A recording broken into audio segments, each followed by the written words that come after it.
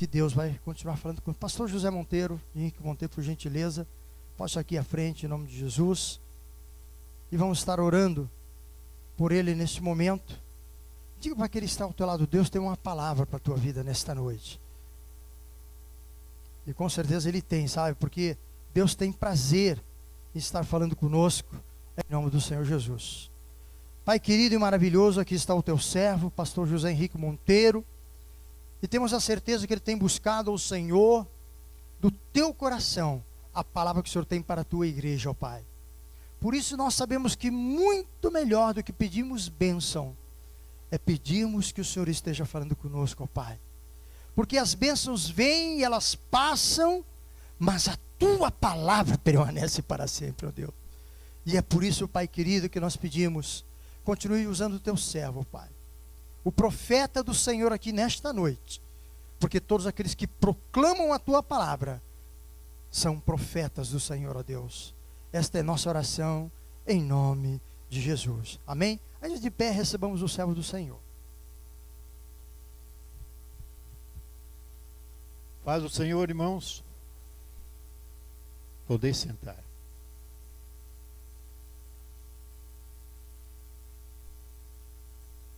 Queridos irmãos, graças a Deus, que nos dá vitória por nosso Senhor Jesus Cristo.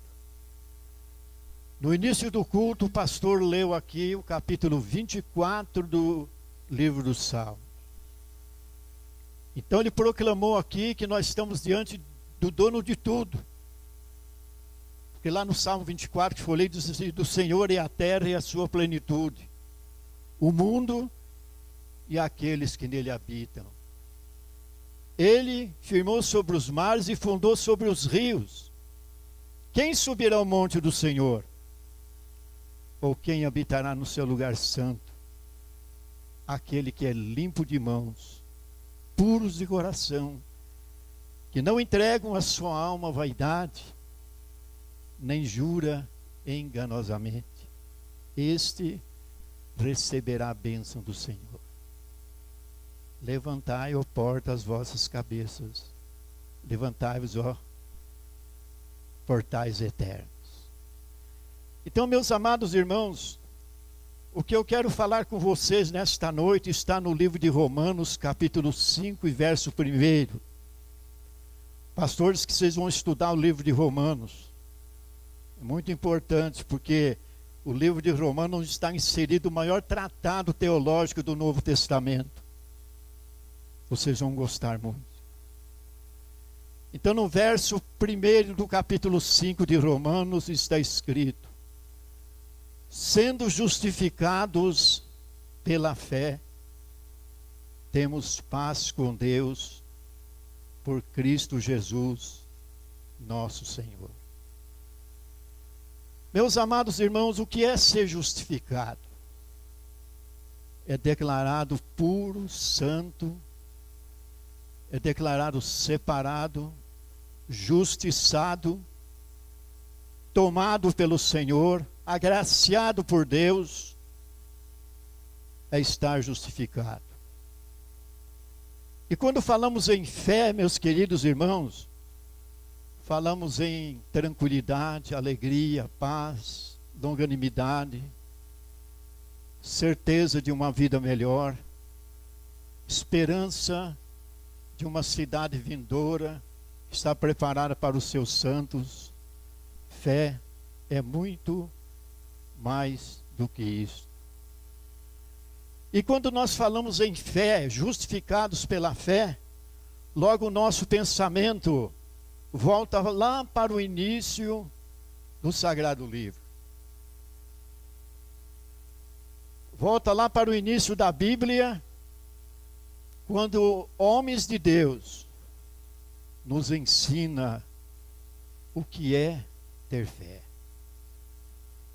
A partir do capítulo 4 do livro de Gênesis, 5, 6, 7, 8, 9 e 10, estão ali alguns personagens que venceram pela fé.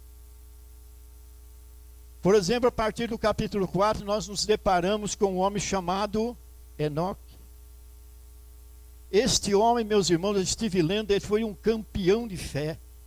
Para mim não existiu outro, embora que tem muitos outros homens de fé.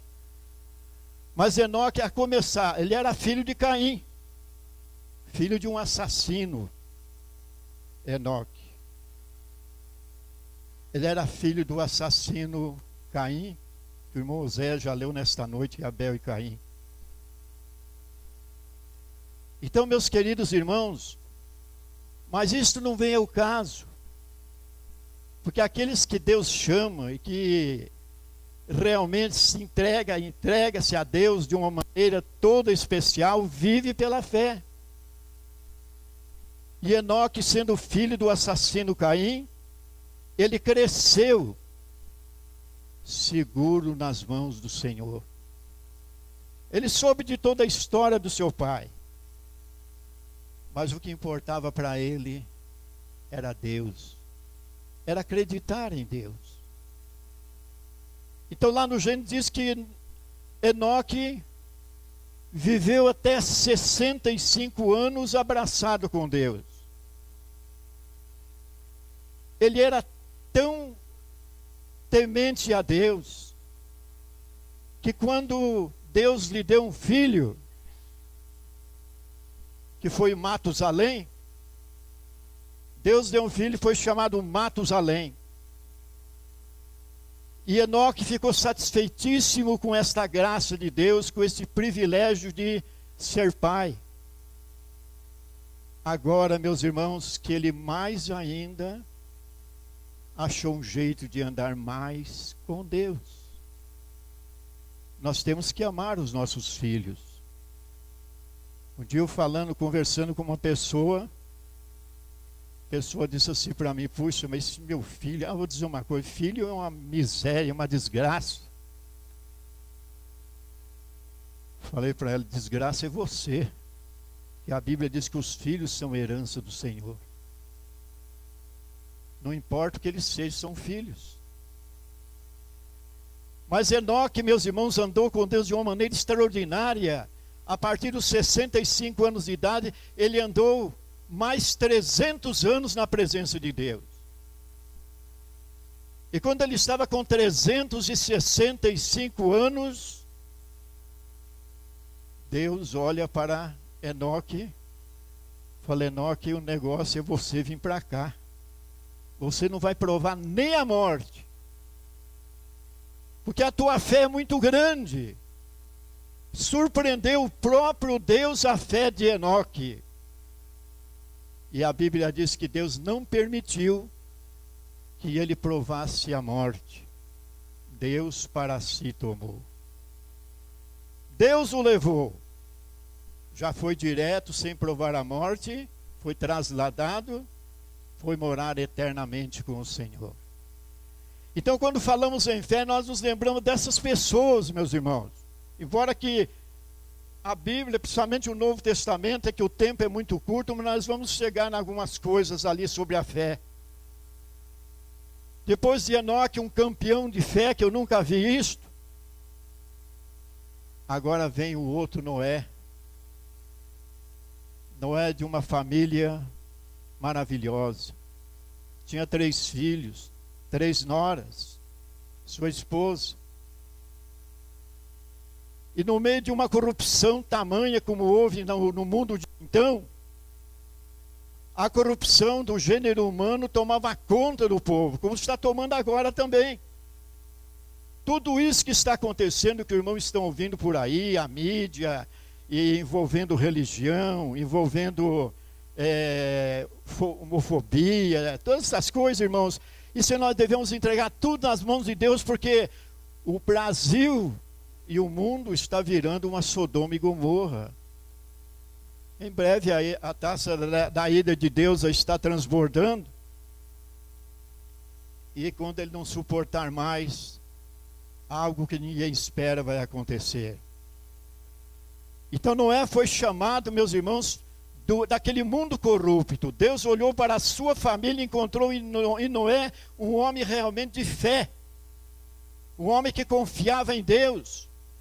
Então Deus chama Noé: Noé, vem aqui. você está incumbido de realizar algo importantíssimo para mim. Você vai construir um barco. Um grande barco. E nele você vai colocar todos os animais, dois de cada espécie, aves, répteis, etc. Porque eu vou acabar com este mundo se eles não se arrependerem. Se este povo não continuar corrompido, o fim vai ser muito triste. Então Deus disse a Noé: e você vai construir este barco.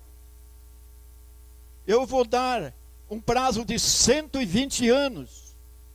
É o tempo que eu vou dar para que este povo se arrependa. Você vai construir. Olha, ele e a sua família.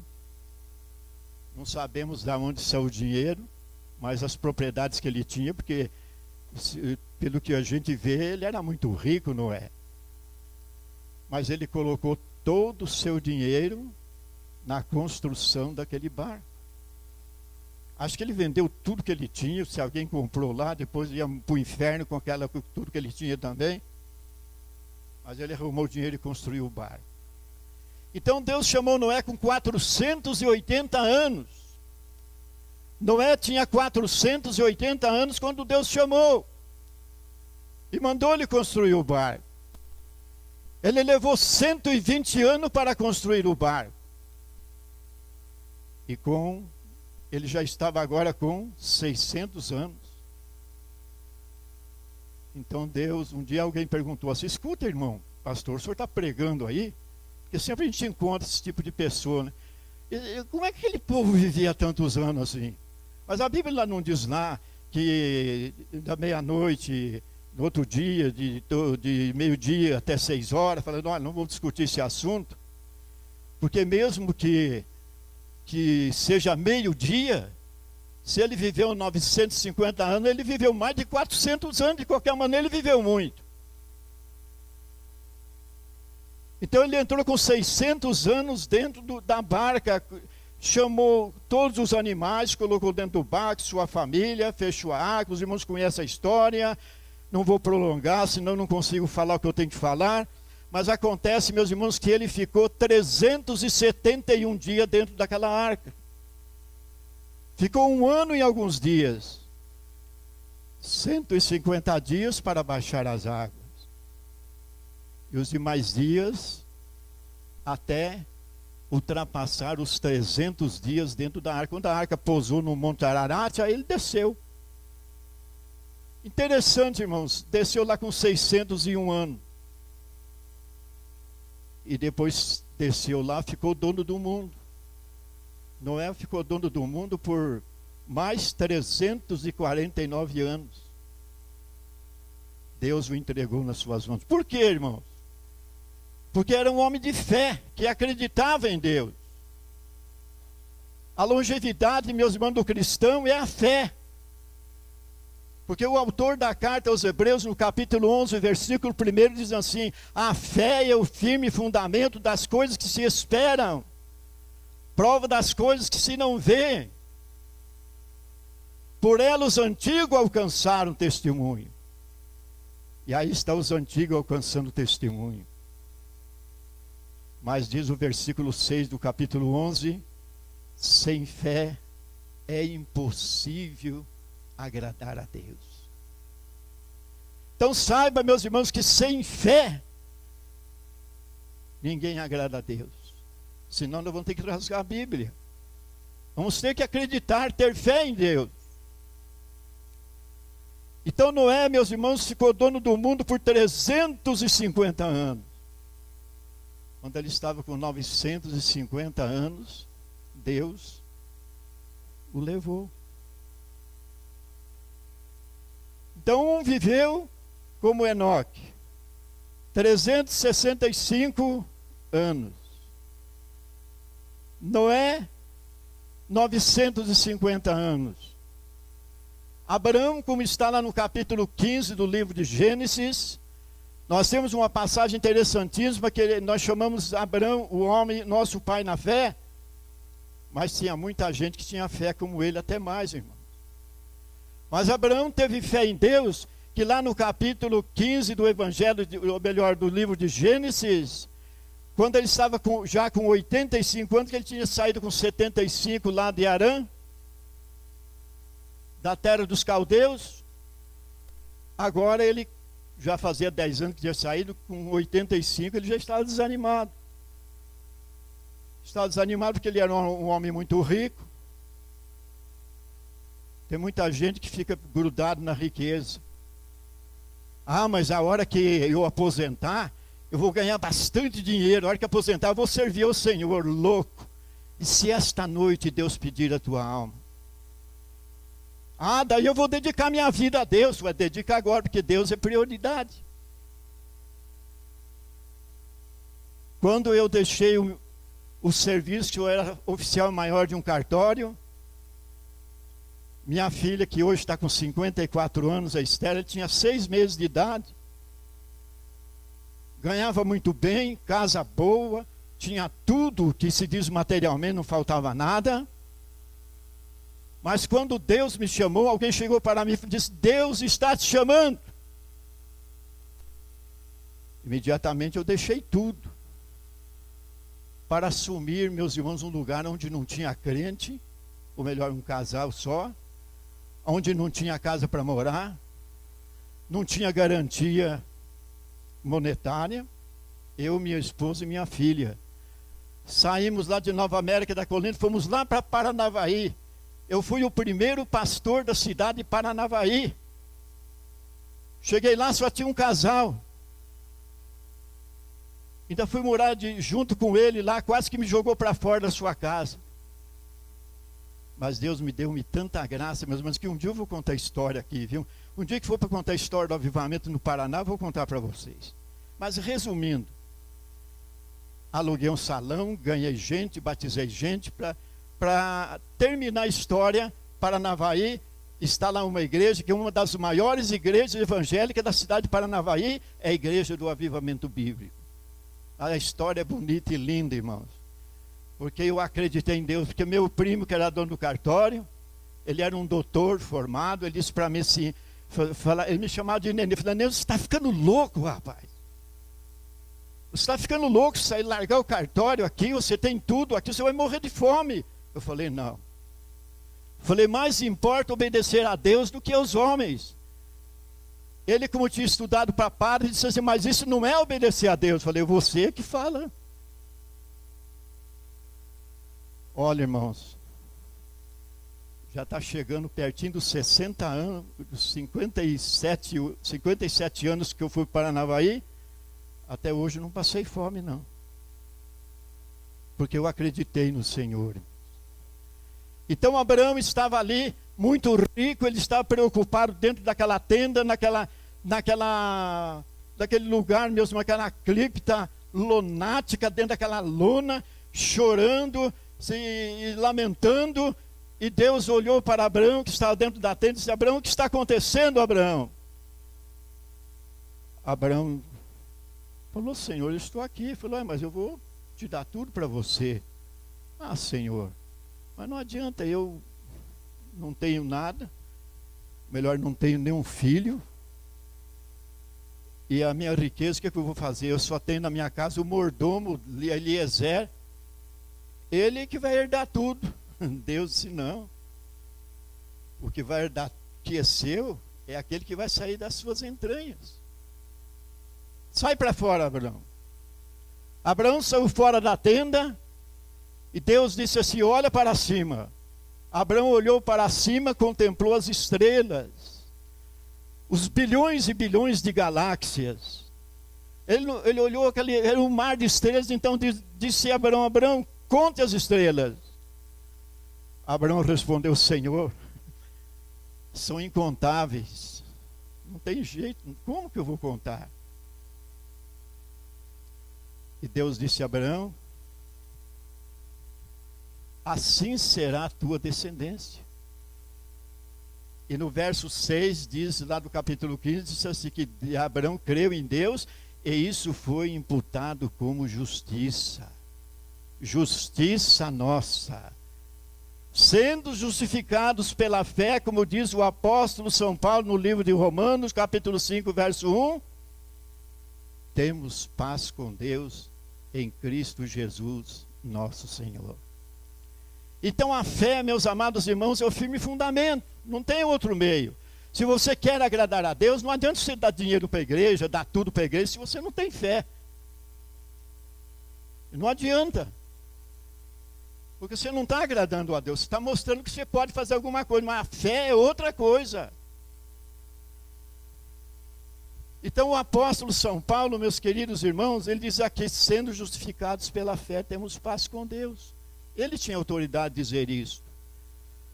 Porque Paulo estava preso lá em Roma, estava no corredor da morte, aguardando a sua execução.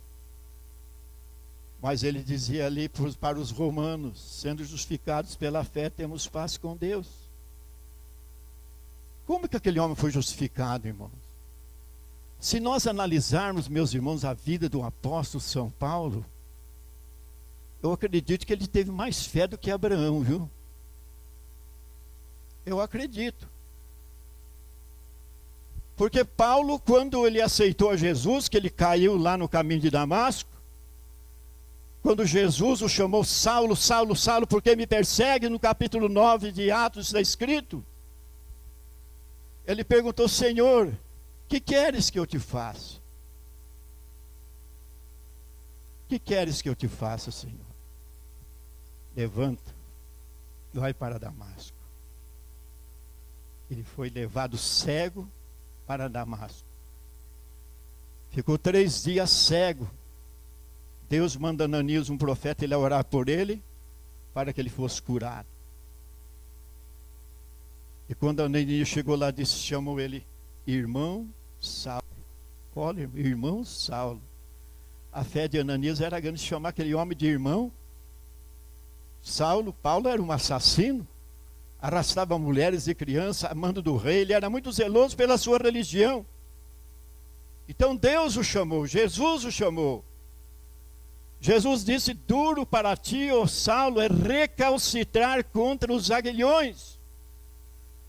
Paulo começa aquela vida do apóstolo Paulo, meus irmãos, está lá em Damasco, logo ele foi perseguido em Damasco, já foi perseguido porque ele estava servindo a Deus por fé, teve que descer um cesto lá fora dos muros para escapar de Damasco, ele foi rejeitado, escorraçado em Jerusalém, foi tocado, jogado fora de Jerusalém, o apóstolo São Paulo, foi levado para a sua cidade, a cidade que ele nasceu, Tarso, e ficou mais de 10 anos escondido em Tarso.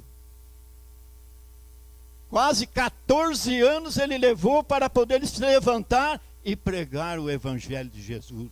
Irmãos, que vida esse homem levou? Mas por que ele sofreu tanto assim? Ele estava sofrendo, escorraçado, jogado, mas ele achou por bem servir a Deus. Isso é fé. Por esse motivo que ele diz lá, sendo justificados pela fé, temos paz com Deus. Porque, meus irmãos, aquele que não tem fé, jamais terá paz com Deus. Pode ter a paz do mundo, mas a paz que Jesus dá, como está no capítulo 14, versículo 27 do Evangelho segundo São João, Jesus disse para os discípulos, a minha paz eu vos dou, não vou lá dou como o mundo a dá. Não se turbe o vosso coração e nem se atemorize.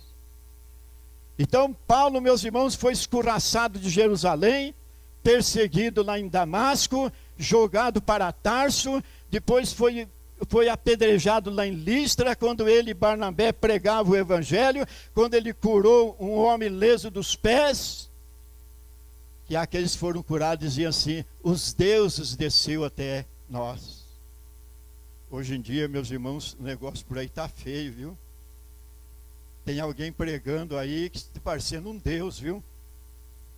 Cuidado, irmãos. Capítulo 7 de São Mateus, até o versículo 18, lá está escrito assim, nem todos que me diz Senhor, Senhor, entrará no reino de Deus. Naquele grande dia, Então essas pessoas vão dizer, mas Senhor, pregamos no teu nome, Senhor. Senhor, nós realizamos milagres no teu nome. Nós expulsamos demônios no teu nome, Senhor. Lá está escrito, Jesus diz assim, apartai-vos de mim, malditos, que eu não vos conheço.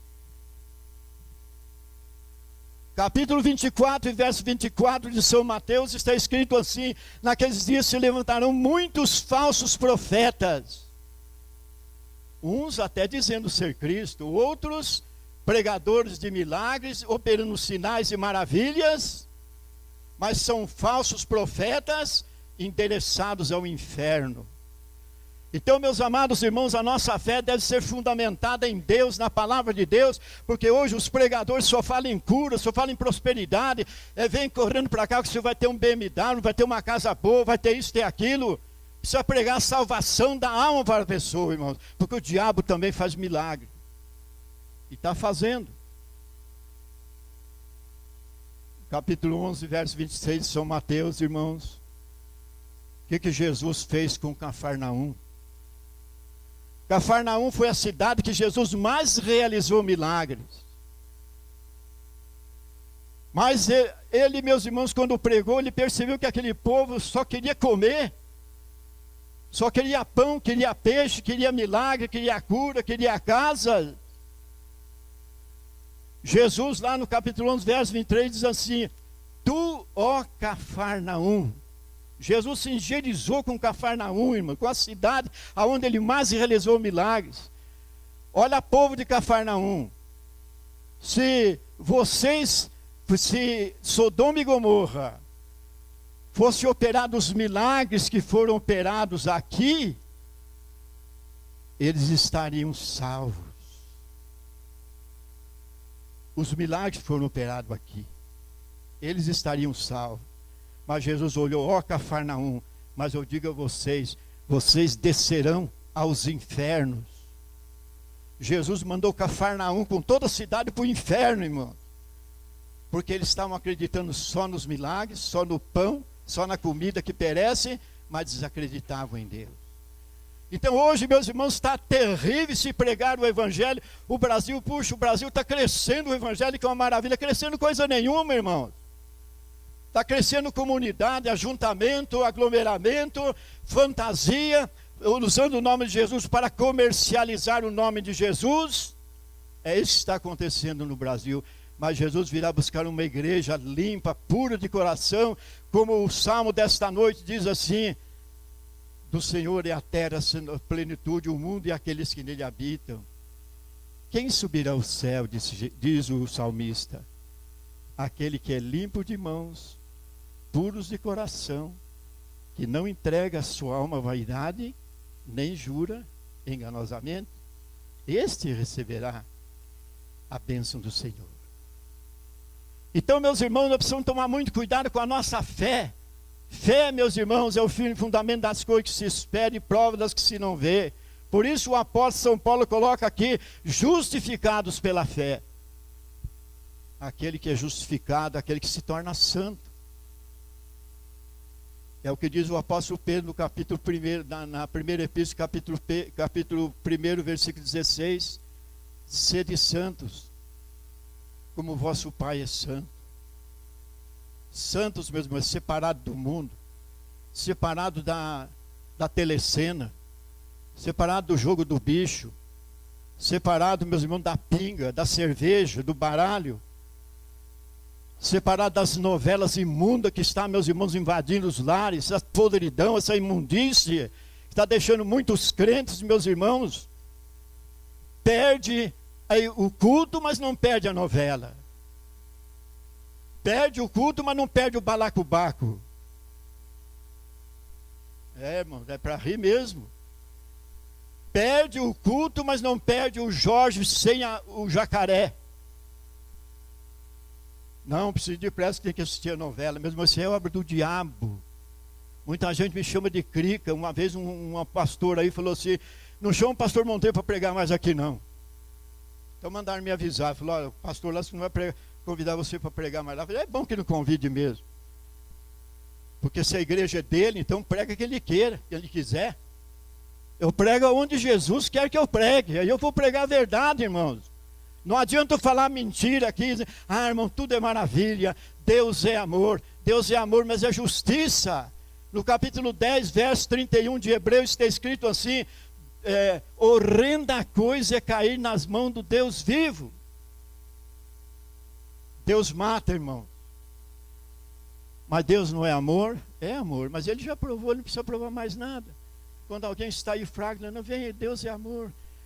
Quem vê amor, se converta, larga da miséria e vem para Jesus, antes que vá para o inferno. Porque em Romanos, Paulo disse em Romanos, que é onde está o maior tratado teológico, ele diz no capítulo 5, versículo 8 de Romanos: Deus prova o seu amor para conosco, em que Cristo morreu por nós, sendo nós ainda pecadores. Deus prova, Deus já provou o seu amor, não tem que provar mais nada, irmão.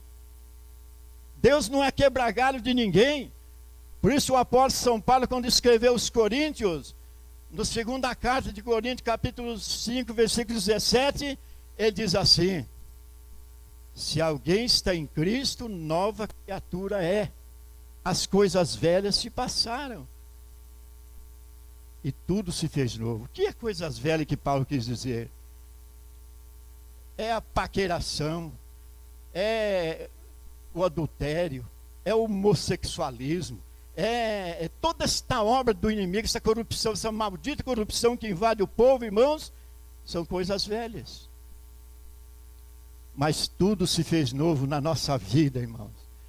E nesta noite, meus irmãos, sendo justificados pela fé, nós temos paz com Deus por Cristo Jesus, nosso Senhor. Deus, meus irmãos, é o Deus também da longevidade. Você quer viver mais anos na sua vida? Tenha fé. Por que Enoque viveu 365 anos?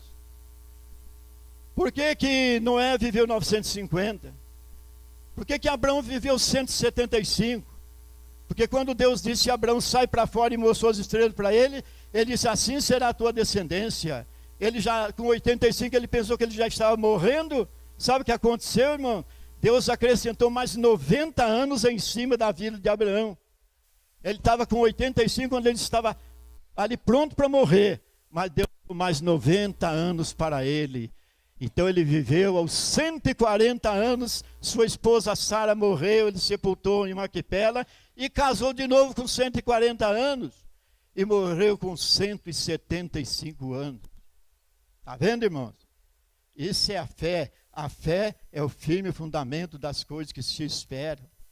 Paulo, meus irmãos, que foi arrastado, foi apedrejado em Listra. Lá em Listra, na cidade de foi apedrejado ele e Barnabé. Lá em Licaônia, ele foi arrastado. Foi preso em Bereia, preso em Jerusalém. Foi pregar em Atenas, chamaram ele de tagarela, de embrulhão. Na ilha de Malta, o navio naufragou com Paulo. Paulo foi picado pela serpente. Tudo aquilo em cima de um Paulo, meus irmãos, que ele demonstrava a sua fé em Deus. Quase morto lá no corredor da morte, lá em Roma. O que ele escreve para Timóteo?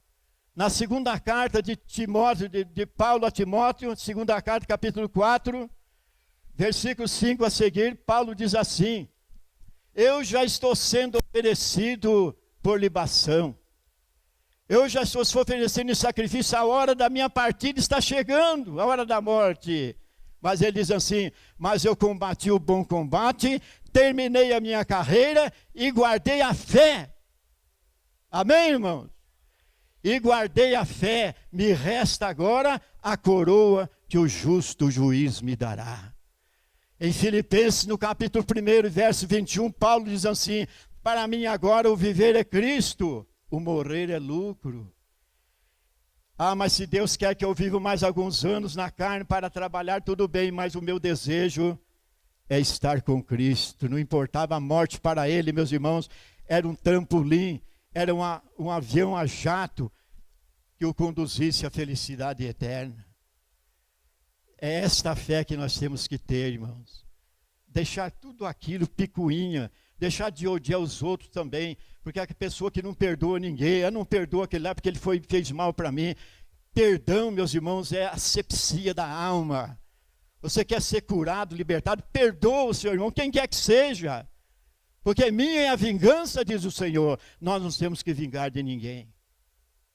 Nós temos que orar um pelos outros. Minha hora terminou, né, pastor?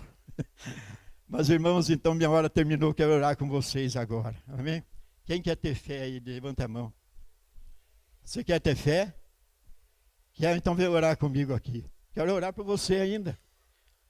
O pastor diz que sou profeta de Deus para você nessa noite, eu quero orar por vocês. Veja, meus irmãos, a fé é o firme fundamento das coisas que se esperam. E prova das coisas que se não veem. Vocês vieram nesta noite para participar da ceia do Senhor, vieram porque vocês têm fé. Vocês não viriam aqui. Senão alguém não ia deixar o balacobaco para não vir aqui assistir ou receber a ceia do Senhor. Porque aqui é a prioridade, irmãos. Amém? Chegue mais perto, eu quero orar com você agora. Eu quero orar com você. Amém, Jesus. Amém, irmãos. Orem comigo agora, irmão. Diga, meu Deus, eu te agradeço, porque nesta noite eu ouvi a tua palavra. Querido Deus, eu sei que a tua palavra é fiel e verdadeira. Querido Pai, eu sei que a tua palavra enche o meu coração. E eu quero escondê-la no meu coração para não pecar contra ti.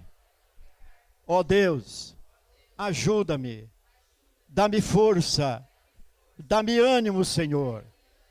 Ensina, ó Deus, a contar os meus dias de tal maneira que eu alcance um coração sábio.